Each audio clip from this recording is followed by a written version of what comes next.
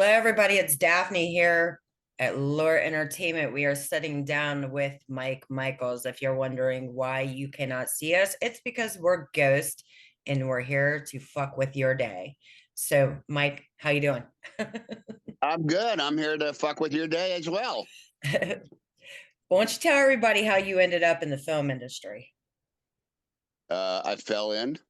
You No, fell anyway. in. Now, ever since I was a kid, I was very excited. My father took me to set one time to visit some friends of his. He was never in the business. He kind of was a gangster, and he was there visiting some friends on a set with Bridget Bardot in a very old movie when I was about 5 or 6 years old. And they had this little boy that was supposed to go up in an air balloon. And he was crying like a 2-year-old baby. I don't want to go up there. And I said, I want to do it. I want to do it. And somebody heard me say that. Next thing I know, I'm in a hot air balloon flying sky in the high and loving life and screaming how fun this was. And ever since then, that's all I ever wanted to do. And after that, I grew up and I started studying martial arts and singing and playing piano and playing guitar. And I just love life. And then next thing I know, I got in trouble because I was a bad kid and ended up either, joining the military or going to prison. And I said, you know something? I like a uniform a lot more than I like stripes. So off I went. And when I came back, I started to get into stunts because I was fighting professionally. I was fighting in the ring. I was bare knuckle fighting. I was PKA state champion, and I just didn't stop. And then I got into stunts. They pulled me in. I've been racing dirt bikes since I was a kid, racing street bikes. I've been on a motorcycle since I was 4.5 years old. So I've never been off them, including now at 68. And I just kept going. So I started doing stunts, and I was doing motorcycle racing and martial arts fights and falling and water because I'm part flipper. And next thing I know, I was getting really good. I was getting a little busier, never really making a lot of money because it was the 70s and or 80s, as you know. And that was a hard time. The 70s was really hard for stuntmen unless you were related or you were famous already because they pulled all their buddies in. But I did. I kept trying. I didn't stop. And then one day a friend of mine said, "Hey, you want to go to a hair show?" I said, "Not really." And he said, "Oh, come on. It's like a big nightclub. It's all girls." I said, "What time are we leaving?" So I did go, and since I am a natural artist, I sculpt, I paint, and everything else to do with art I'm into. I'm very particular, meticulous with what I do. So guess what? I went to hair school, and by the time I left school, I had over.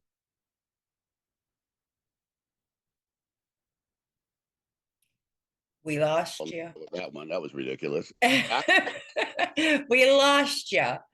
All right, so I'm back. So I went to the hair show and fell in love. Like I said, I came out of school. I came out of school with 18 awards, and I kept going. I went to Videlsa Soons, became an artistic director, started doing hair shows all over the world, and then I started doing a lot of celebrities, and they started pulling me on movies. Next thing I know, I'm doing hair on movies. I got into makeup. I assisted Wade Bandy doing hair, and I was his makeup or his hairdresser, and then he started teaching me makeup. And before I know it, I started doing more makeup and loved that even more. So I switched from hair to makeup, and it just went up and up and up. And we got Oscar nominations, Emmy nominations, Giorgio's, and I couldn't stop winning awards, and I couldn't stop loving what I did.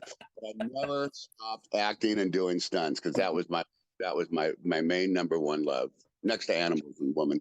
And I just kept going, but I can't make a living doing that. So anyway, I enjoyed it. I got bigger and bigger, and I kept doing more and more. And next thing I know, I got really huge. And then people started calling me up for these low budget movies, which was funny because like, oh yeah, well it's a really good movie. I said, nah.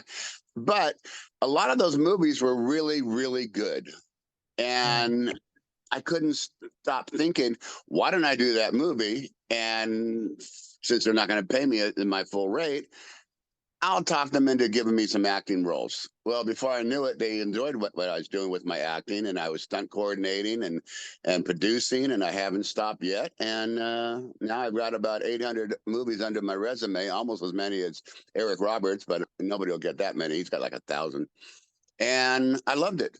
So I have stories because they're all over the place. I've got, Taken 1, 2, and 3, Master and Commanders, our Marvel movies, Galaxy, Stranger Things. There's not much I haven't done, and I love doing it. And met some amazing people.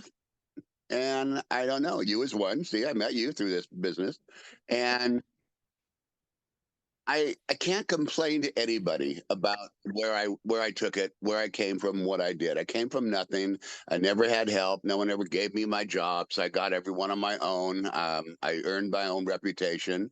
I didn't have family. I still don't have any family in the business, but my friends and family, who I consider family.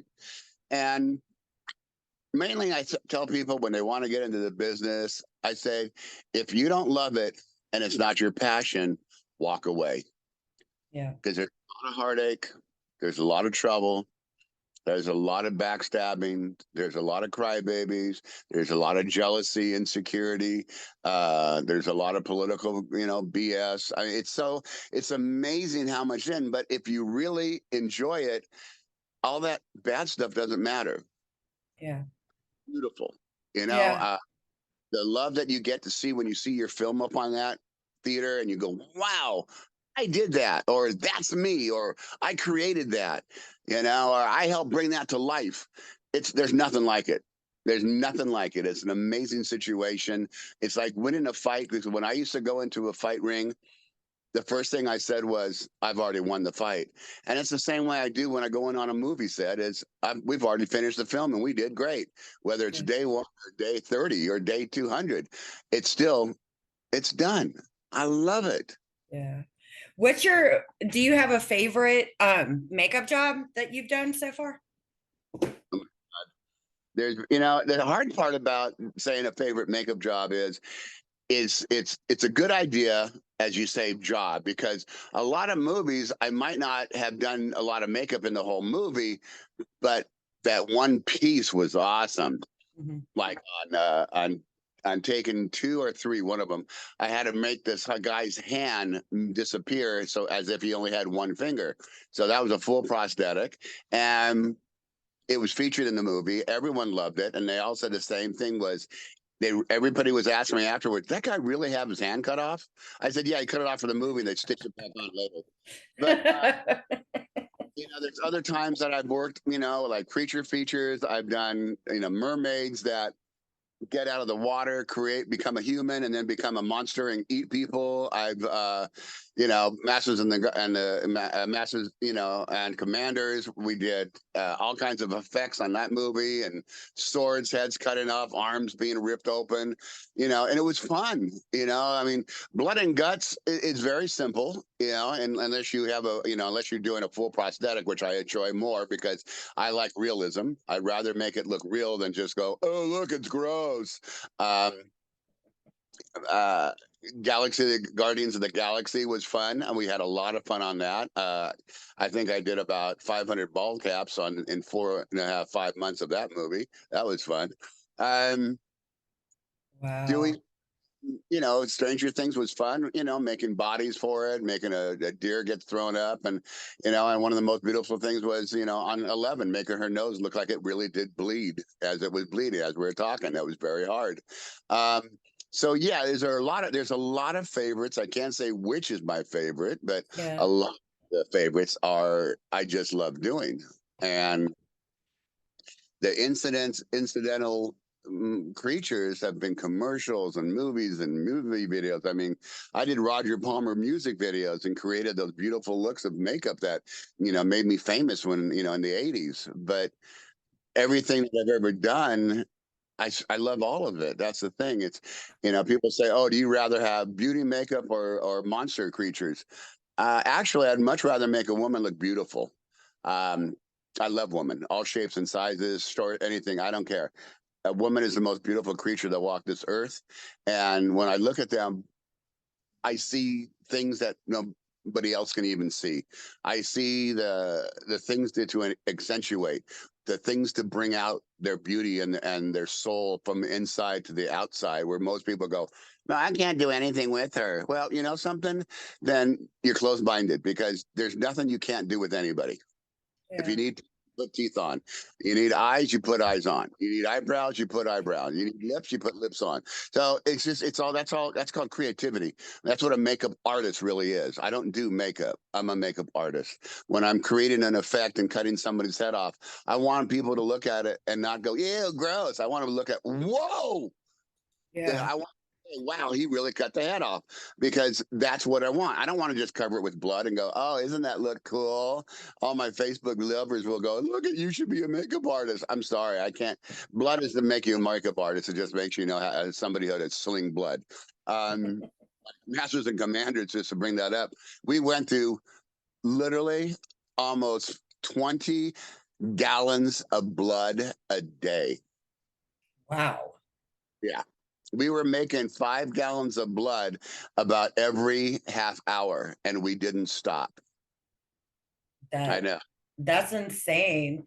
So Yeah. what is your preference over the makeup and stunts? Which one do you prefer? Or acting? What's your preference? Actually, acting has always been my first love. I was in drama class since I was in elementary school and junior high and high school. College. I mean, I've been acting classes, comedy. I did comedy workshop. I performed at the comedy store for Mitzi on amateur night on the days that I wasn't bodyguarding. Yeah. uh, Acting is probably my first love. Action acting, which is kind of a stunt actor, an actor that can do his own stunts, is one of my favorites. But as now, I'm mostly coordinating and acting because 68. It hurts when I hit the ground now, especially when I get back up. I would say so. I mean, it's not an easy job. It takes a toll on your body when you're doing it. Yeah, I'll show you all the bruises, broken bones, bad back. Oh, it's fine. Yeah, it's really great. Oh, it's so glamorous. Hold on, let me get my crutches and show you how good it is. Yeah, that's what a lot of people don't understand about this industry. Everybody, they see people walking the red carpet and they just assume, oh yeah, it's so great, it's fantastic, and I want to do that. And then they get in the industry and they're just like, oh fuck, maybe I gotta work. I know. Oh, they have no idea. All they do is go, I want to be famous. Well, guess what, honey? It's a lot of work. If you look at Mel Gibson, he did about, 20 movies before anybody even knew who he was. So, and then all of a sudden, oh, he came out of nowhere. Oh, okay, whatever you say. Chris Cooper didn't even start acting till he was 45 years old, and then he won the Oscar. So, yeah, it's something like I said, you have to have a passion for it. You have to love it. It's something, if you don't love it 100%, then why are you doing it? Hmm. Well, I mean, another thing, these actors, they have done movies. Not everything's going to be on people's IMDb pages. Like we were watching Mystery Science Theater, and there's a movie that Matthew McConaughey's in that is so old, and they lay into him in this movie. Is so funny. You'd have to see that, but it cracked me up because I heard his voice and I thought it was him, but then I looked and I was like, no way, that's not. And I check on his IMDb and I'm like, well, the movie's not there, so he must have just not wanted to add it to his page. I know. I probably erase at least 150 things off my IMDb, because a lot of people, like I said, they've called me in to do one thing on a movie, as either a stunt actor or do come in and do prosthetics or makeup because somebody else can't do it. So I'll come in there for the day, and then they immediately put it on their IMDb, thinking that they're going to get some better results from it, which they Mhm. probably will. But I don't want it. I don't want it on my. So I delete constantly. I mean, I hate going to IMDb anyway, because every time I go to it, it's like, oh no, not again. You don't like doing very much at all. Don't want to I be like on a deep dive. Zoom. Yeah, You got a piece of tape over your camera. You don't like right. IMDb. I know. I'm not a computer guy. That's why I've never done a Zoom. I'm not into it. I've done so many interviews on the phone, and when I do them in person, then I get all ready. I don't. I just got off my motorcycle from a short ride to the store and back. So it's like my hair looks like buckwheat, and I don't want that. I mean, I mean, if I'm going to be talking to people, I at least want them to look at, if they see me on the street, they go, "Oh yeah, that's Mike Michaels," instead of going, "Is that Bozo?" If I could do a freaking Zoom meeting on a motorcycle, we would be in there all day Yeah, long. I would do that all day long. my helmet on, I'll put my hat on. I'll be fine. My sunglasses, that'll be great. Get the bugs out of my forehead. Oh my God. So what was it like for you to work on the Guardians of the Galaxy movie? I love that movie. It was awesome. We prepped for 2 weeks. I mean, for 2 months, excuse me. We trained everybody in Atlanta to do this movie. We went through about 200 makeup artists and ended up with 20 of them. Um, and we trained them. We showed them how to do the bald caps that we're wanting, how we're going to be painting them, how we're making the prosthetics, the silicone prosthetics and the prostate prosthetic to put on the people, how we make the tattoos. So they learned a lot from us for the 2 months that we were there beforehand. And Yeah. then when we were doing it for 4 months, it was crazy. We had the department head and the key. We had special effects department head, and then we had 8 cores, which I was one of, and then we had about 40 makeup artists. We had a second team of makeup artists that came in and took all the makeup off and cleaned up our stations and got us all ready for the next day because we were already working anywhere from 12 to 18 hours a day. We were working on French hours, which is French hours. I don't know why they call that French hours because in France they only work 4 hours, but they had food 24/7. So whenever you can get a break, you'd go eat if you can, and you'd Yeah. eat, you get hurry up and get back to set because you've got 30 people waiting for your touch ups, waiting for you to go over it, and God help when they break the actors for lunch. Oh my God. Then you see 200 people running in and out of the place trying to get everything ready for the next shot. It was, a full stages of all green screen. It was an amazing setup.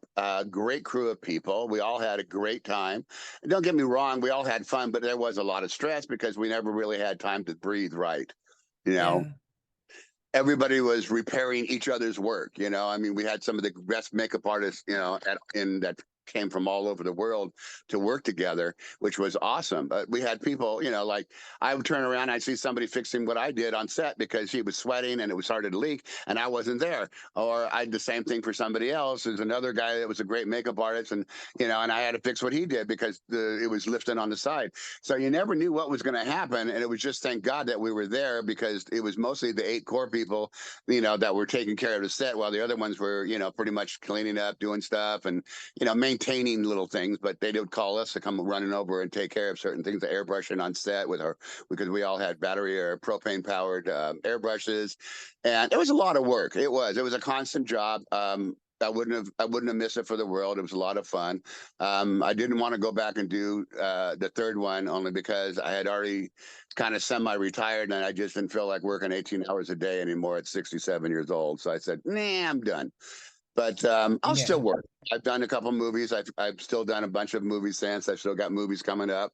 And I have no problems running them, designing them, but I don't know if I'm ready to stand up for 18 hours a day again, running back and forth from trailer to set to set to trailer, trying to find a bathroom, trying to get a ride to set, which is an, 20-minute walk, and I'm not feeling like walking. It's 120 degrees out. So, and I mean, and when you're young, you don't even think about it. You're like, I'm running, I'm going, I'll be there. 20 minutes, I can make it in 5. So Mhm. I don't care. And as I got older, I started seeing it does take a toll on you, more mentally than physically. That's the funny part. More mentally than physically because of all the hangups and the handicaps and everything that happens on set, dealing with the producers, dealing with the directors, dealing with the casting, dealing with the actors. And don't get me wrong, everybody has a problem, but you just accept it because we all have it. I have them. They had to put up with my humor, and they had to put up with me not putting up with their bullshit and go, hey, don't talk to me like that. I'm the producer. I don't care who you are. Don't talk to me like that, and I'll give you 100% respect. But if you disrespect me, I don't even know you're alive because it's a two-way street. So from the director to the lowest PA or extra, there still should be respect. And that's what I always made sure happened. I mean, Yeah. I've been on sets where the actor, when they said the actor was up there with 200 extras and they were all sweating in 115-degree weather. And they said, all right, crew and actors go through the line first for food. And the lead actor went, hold on. We've been in shades. We've had air conditioning. We've had fines. We've had water. These guys have had nothing. They go first, or I leave the set. Guess what? 200 extras went through food before we did. And by the time they got there, we got to the food, there was nothing left.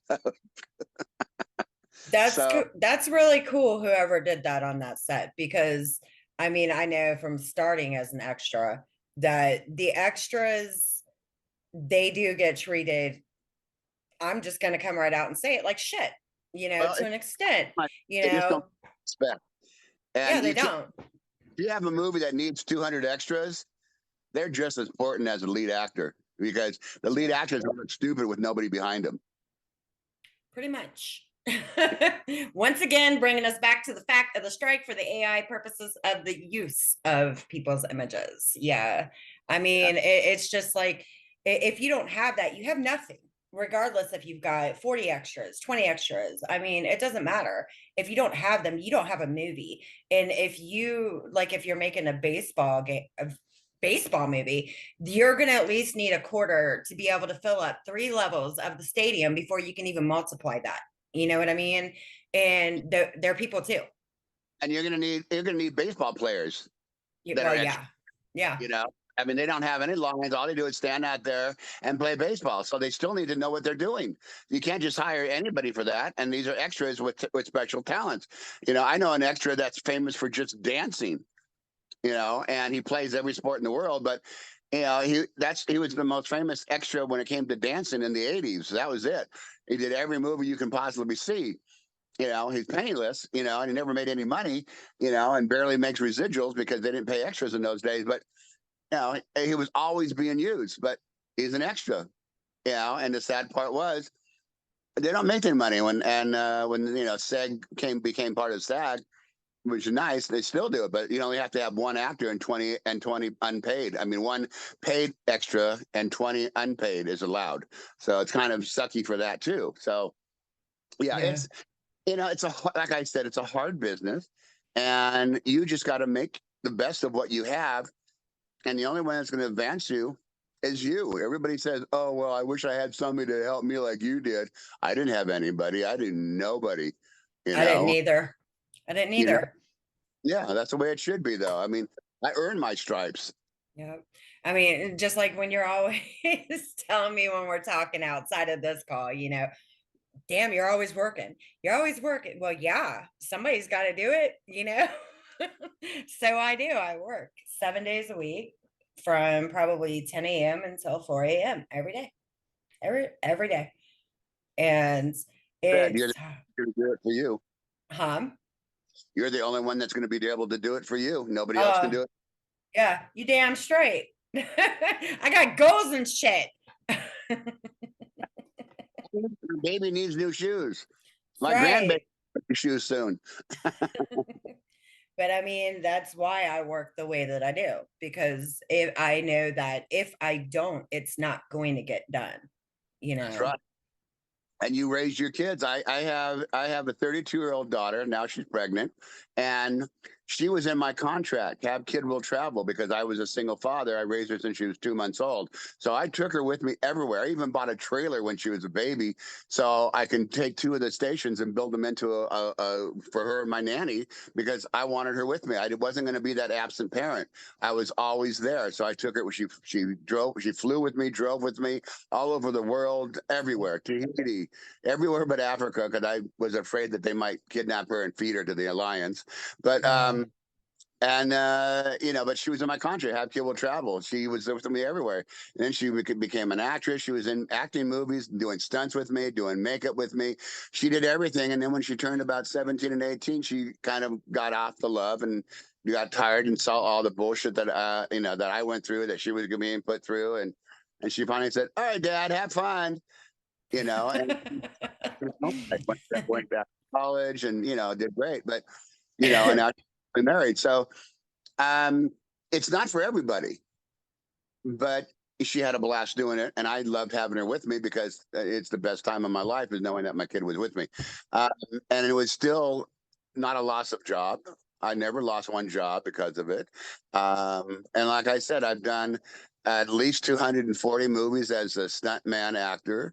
I've done a coordinator. I've produced about 28 movies now, and as a makeup artist, I can't even count. I've done anywhere from 650 to 800 movies. So, I and agree with you completely about taking the kid, because oh yeah, I'll take Cadence. She's well, the only one left that's not of age now. But if I'm going to somewhere like London or anywhere like that, then you can bet your ass I'm going to take her because one, it's a lifetime experience. And right. two, she's been on a set before because I had made it clear. I mean, if you want me there, this is the way it's got to be. I've got to bring her with me because she was younger, and which wasn't an issue because she's good. She stays in her little bubble. And I was going to put her, as far as a role was actually offered to her, and she wants no part of in front of the camera at all. Voiceover, yeah. Animation, yeah. Music, singing, yes. As far as being in front of a camera, no. No.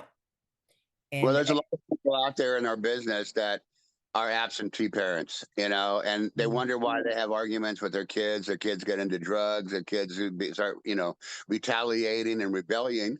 Well, that's because of it. Are you kidding me? I was in Mexico for 2 months. My daughter was 9 years old. She had the best time. She went scuba diving. She was on set. She was a PA. They gave her a walkie-talkie at 9 years old. And she loved it. It's been like that always. So yeah, I'm glad that some of the people that have brought their kids to set should. Brett Ratner, when we were doing Money Talks, she was about, I don't know, like probably 8 or 9 or 10, something around that same age. And I'll never forget, he had her on set. She was calling cut and action constantly. So. that's awesome. Mm. So what are your big plans? Do you have any big plans coming up? Uh, I just finished producing a movie called The First Circle, which is an array of stars, which was great. We just finished that. It's just finishing up being the soundtrack is being put into the music into the movie. Mark Chapman directed it, he did a great job. He wrote it and produced it and did a great job as I was one of the co-producers, stunt coordinator, and I created the creature, the monster it will blow everybody's mind when they see it. Um, and it was a great show. It took us 2 years to finish it. And the budget wasn't bad at all. It's a nice budget, but it took a while. We had to stop and start different people. We had one certain idiot of an actor that caused nothing but hell and trouble and kind of ruined it a lot for everybody. But we got through it. We got rid of him, and then we cut out a few scenes from his stuff and hired a lot of better actors that were amazing. And now I have about 8 projects coming up. I got one I'm not starting, but one of the cast and creating the effects of Cynthia Rothrock movie, which is amazing cast of martial arts, all my buddies for the past 45 years. We're shooting that in October. I know you and I have a few projects coming up. That's going to be awesome. Yeah. Um, we just have a lot, we do. I got a team of people that I love. Rick Wetzel, David Shark, Christina, Taragoff, a few other people that are, actors that I'm really good friends with. And we've all got together and kind of worked together on everything. It makes everything flow. And the producers and directors have always said, thank you for bringing your team because we've all been doing this for so long. You don't have to ask us questions. You don't have to second guess us. We know Yeah. what we need to do and we do it. And we Yeah. have a good time doing it. We make you laugh. We have fun. We're there for everything. Um, so what I'm doing now is loving life. Oh yeah. All right, Myke. We are going to go ahead and wrap this up. And I'm gonna say thanks for coming on, and you can say your goodbyes now. All right. I'm saying my goodbyes now. Everybody out there in video land. And I love everybody. I'm a happy person, but don't cross me. Family's so anyway. Yeah, you heard him. And thank you very much. No problem. All right, guys, till next time. See ya.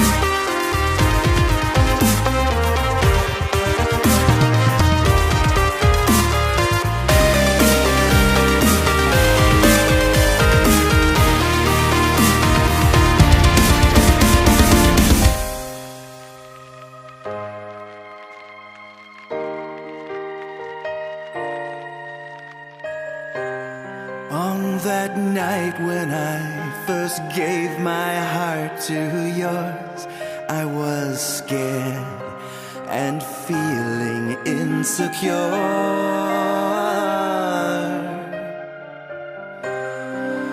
You told me, my darling, even on your darkest days, you'd always reassure.